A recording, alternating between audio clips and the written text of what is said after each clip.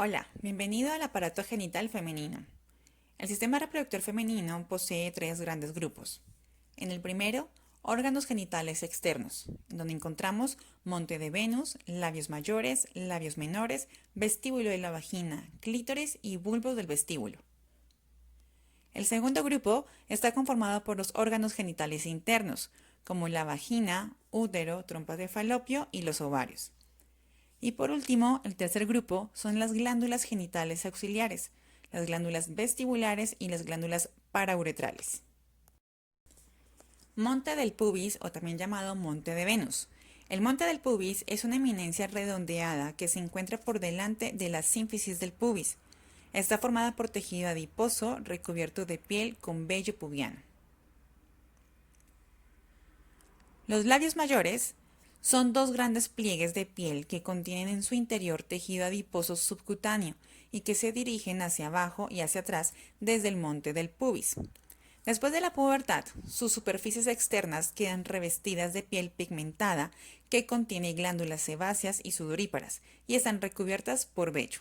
El orificio entre los labios mayores se llama hendidura vulvar. Los labios menores son dos delicados pliegues de piel que no contienen tejido adiposo subcutáneo ni están cubiertos por vello, pero que poseen glándulas sebáceas y sudoríparas. Los labios menores se encuentran entre los labios mayores y rodean al vestíbulo de la vagina. En mujeres jóvenes sin hijos, habitualmente los labios menores están cubiertos por los labios mayores. En mujeres que han tenido hijos, los labios menores pueden protruir a través de los labios mayores. El vestíbulo de la vagina es el espacio situado entre los labios menores y en él se localizan los orificios de la uretra, de la vagina y de los conductos de salida de las glándulas vestibulares mayores, también llamadas de Bartolina, que esas secretan moco durante la excitación sexual, el cual se añade al moco cervical y proporciona una lubricación. El orificio uretral externo se localiza 2 a 3 centímetros por detrás del clítoris e inmediatamente por delante del orificio vaginal. A cada lado del orificio uretral se encuentran los orificios de desembocadura de las glándulas parauretrales, también llamadas de Skinny. Están situadas en las paredes de la uretra y también secretan moco. El orificio vaginal es mucho más grande que el orificio uretral. El aspecto del orificio vaginal depende del himen, que es un delgado pliegue incompleto de la membrana mucosa que rodea dicho orificio. El clítoris es un pequeño órgano cilíndrico compuesto por tejido eréctil que se agranda al rellenarse con sangre durante la excitación sexual. Tiene de entre 2 y 3 centímetros de longitud y está localizado entre los extremos anteriores de los labios menores. Consiste en dos pilares, dos cuerpos cavernosos y un glande, y se mantiene en su lugar por la acción de varios ligamentos. El glande del clítoris es la parte expuesta del mismo y es muy sensitivo, igual que sucede con el glande del pene. La porción de los labios menores que rodea al clítoris recibe el nombre de prepucio del clítoris.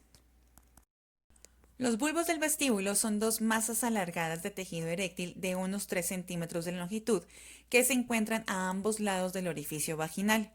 Estos bulbos están conectados con el glande del clítoris por unas venas. Durante la excitación sexual se agrandan al rellenarse con sangre y se estrecha el orificio vaginal produciendo presión sobre el pene durante el acto sexual. La vagina es el órgano femenino de la copulación, el lugar por el que sale el líquido menstrual al exterior y el extremo inferior del canal del parto. Se trata de un tubo músculo membranoso que se encuentra por detrás de la vejiga urinaria y por delante del recto. En posición anatómica, la vagina desciende y describe una curva de concavidad anterior. Su pared anterior tiene una longitud de 6 a 8 centímetros, su pared posterior de 7 a 10 centímetros, y están en contacto entre sí en condiciones normales. Desemboca en el vestíbulo de la vagina entre los labios menores por el orificio de la vagina que puede estar cerrado parcialmente por el himen, que es un pliegue incompleto de membrana mucosa. La vagina comunica por su parte superior con la cavidad uterina, ya que el cuello del útero se proyecta en su interior, quedando rodeado por un fondo de saco vaginal. El útero se encuentra casi en ángulo recto con el eje de la vagina. La pared vaginal tiene tres capas, una externa o serosa, una intermedia o muscular, posee músculo liso, y una interna o mucosa, que consta de un epitelio plano estratificado no queratinizado y tejido conectivo laxo que forma pliegues transversales. La mucosa de la vagina tiene grandes reservas de glucógeno que dan lugar a ácidos orgánicos originando un ambiente ácido que dificulta el crecimiento de las bacterias y resulta agresivo para los espermatozoides. Los componentes alcalinos del semen secretados, sobre todo por las vesículas seminales, elevan el pH. Así resulta menos agresivo para los espermatozoides. El himen es una membrana que se halla interpuesta entre la vulva y el orificio interior de la vagina. Tiene un borde periférico de inserción y un orificio hacia la porción central para la salida de sangre menstrual. Posee un estroma de tejido conjuntivo con fibras elásticas y pequeños vasos sanguíneos, y está revestido por epitelio pavimentoso estratificado en la cara vulvar, la cara vaginal y el borde del orificio. Este es de gran importancia médico-legal debido a que es considerado un marco legal para determinar la presencia o ausencia de coito, aunque en la cultura popular está asociada a la virginidad. Cada vez es menos frecuente este tipo de simbologías. El origen de la palabra himen proviene del nombre del dios griego del matrimonio llamado Himeneo, hijo de Dionisio y Afrodita, y a quien se le consideraba como un joven de extraordinaria belleza. Como el himen presenta formas variables, ha motivado diferentes clasificaciones de acuerdo a anatomistas, ginecobstetras y a forenses. Himen reciente. Es el desgarro del himen por el acceso carnal o coito en una mujer virgen hasta los 6 o 10 días. Desfloración antigua. Es la cicatriz o cicatrices que quedan de los desgarros que sufrió el himen en el coito desflorador. Himen anular. Tiene la forma de un diafragma con un orificio que puede ser central o excéntrico. Himen labiado. Se compone de dos partes laterales o labios con una hendidura central antero-posterior. Himen semilunar. Tiene la forma de una media luna y cuya concavidad mira hacia adelante. Himen franjeado. Su borde libre tiene entrantes y salientes que semejan la corola de una flor o los dientes de una sierra. Himen tabicado. Cuando el orificio está dividido por una franja central originando dos orificios. Himen doble. Presenta dos membranas superpuestas con orificios coincidentes o no. Himen cribiforme. La membrana tiene varios orificios que asemeja a una criba. Himen imperforado.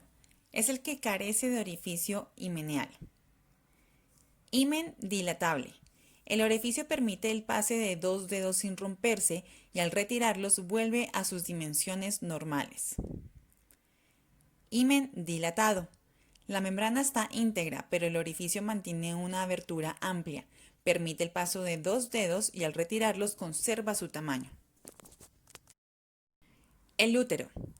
El útero es un órgano muscular hueco con forma de pera que constituye parte del camino que siguen los espermatozoides depositados en la vagina hasta alcanzar las trompas de falopio. Tiene unos 7 a 8 centímetros de longitud, 5 a 7 centímetros de ancho y 2 a 3 centímetros de espesor, ya que sus paredes son gruesas. Su tamaño es mayor después de embarazos recientes y más pequeño cuando los niveles hormonales son bajos, como sucede en la menopausia. Está situado entre la vejiga por delante y el recto por detrás y consiste en dos porciones.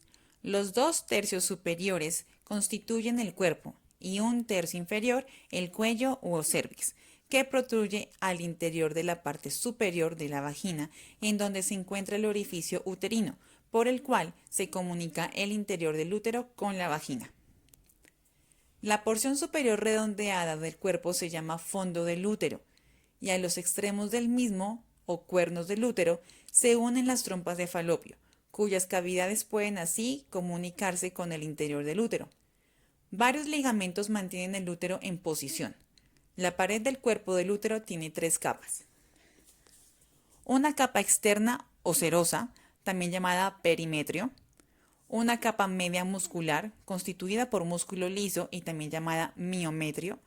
Y una capa interna mucosa, con un epitelio simple columnar ciliado, o también llamado endometrio, en donde se implanta el huevo fecundado y es la capa uterina que se expulsa casi en su totalidad durante la menstruación. Las células secretoras de la mucosa del cuello uterino producen una secreción llamada moco cervical. Es una mezcla de agua, glucoproteínas, lípidos, enzimas y sales inorgánicas. A lo largo de sus años reproductores, las mujeres secretan de 20 a 60 mililitros de este líquido cada día, que es menos viscoso y más alcalino durante el tiempo de la ovulación, favoreciendo así al paso de los espermatozoides, a lo que aporta nutrientes y protege de los fagocitos y del ambiente hostil de la vagina y del útero. Parece además que podría tener un papel en el proceso de la capacitación de los espermatozoides. Durante el resto del tiempo es más viscoso y forma un tapón cervical que impide físicamente el paso de los espermatozoides. Las trompas de falopio son dos conductos de 10 a 12 centímetros de longitud y 1 centímetro de diámetro que se unen a los cuernos del útero por cada lado. Están diseñadas para recibir los ovocitos que salen de los ovarios y en su interior se produce el encuentro de los espermatozoides con el óvulo y la fecundación. Con propósitos descriptivos, se divide cada trompa en 4 partes. El infundíbulo, que es el extremo más externo y en donde se encuentra el orificio abdominal de la trompa, que comunica con la cavidad peritoneal. El infundíbulo presenta numerosos pliegues o fimbrias que atrapan al ovocito cuando se produce la ovulación para llevarlo al orificio abdominal de la trompa e introducirlo en el interior de la misma. Una de las fimbrias está sujeta al ovario correspondiente. La ampolla, que es una parte más ancha y larga de la trompa y la que recibe el ovocito desde el infundíbulo, es el lugar en donde tiene lugar la fertilización del ovocito por el espermatozoide. El istmo es una porción corta, estrecha y de paredes gruesas. Se une con el cuerno del útero en cada lado.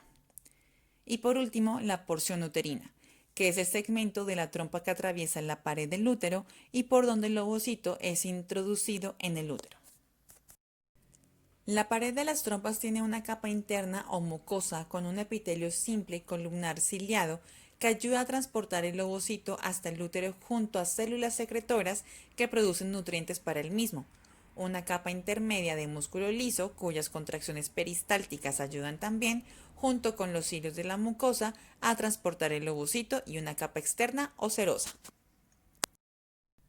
Los ovarios son dos cuerpos ovalados en forma de almendra que aproximadamente miden 3 centímetros de longitud, 1 centímetro de ancho y 1 centímetro de espesor.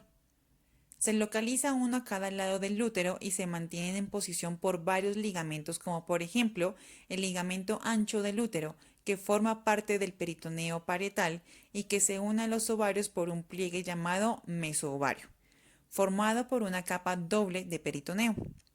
Los ovarios constituyen las gónadas femeninas y tienen el mismo origen embriológico que los testículos o gónadas masculinas.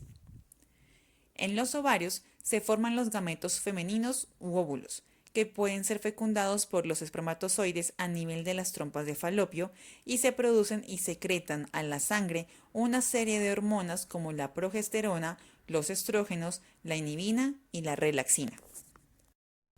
En los ovarios se encuentran los folículos ováricos que contienen los ovocitos en sus distintas fases de desarrollo y las células que nutren a los mismos y que además secretan estrógeno a la sangre a medida que los ovocitos van aumentando de tamaño.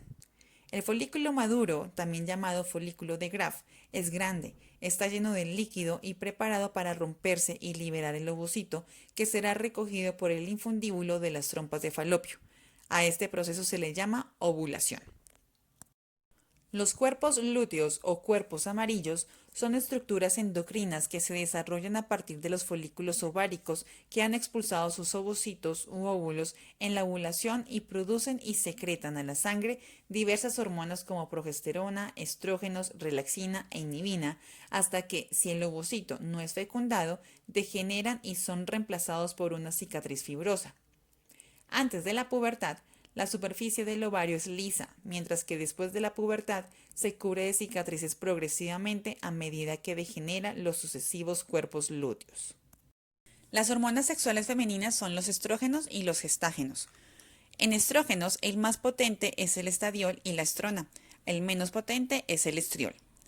En los gestágenos son la progesterona. Se producen en los ovarios y tienen una estructura química de hormona esteroidea. Las glándulas encargadas de mantener la circulación de las hormonas sexuales son los ovarios, el hipotálamo y la hipófisis. El hipotálamo se encuentra en la base del cerebro, rige todo el sistema hormonal, pues controla la producción de las hormonas puestas en circulación en el organismo e interviene en otros fenómenos como la regulación de la temperatura corporal, el peso, el apetito y las emociones. Además, el hipotálamo restablece el equilibrio en caso de exceso o insuficiencia de secreción hormonal. La hipófisis es una pequeña glándula endocrina ubicada bajo el hipotálamo que dinamiza la producción hormonal de los ovarios. Los ovarios son las glándulas sexuales femeninas que rigen el ciclo menstrual. El funcionamiento de estas tres glándulas hacen que el hipotálamo envíe una sustancia química, que sería LHRH, a la hipófisis, que transmite dos hormonas llamadas gonadotropinas, que sería la FSH y la LH, directamente a los ovarios. Estos producen las hormonas de estrógenos y progesterona, que posibilitan la existencia de ciclos regulares, menstruaciones normales, ausencia de dolores, un adecuado moco ovulatorio y un buen desarrollo de las mucosas.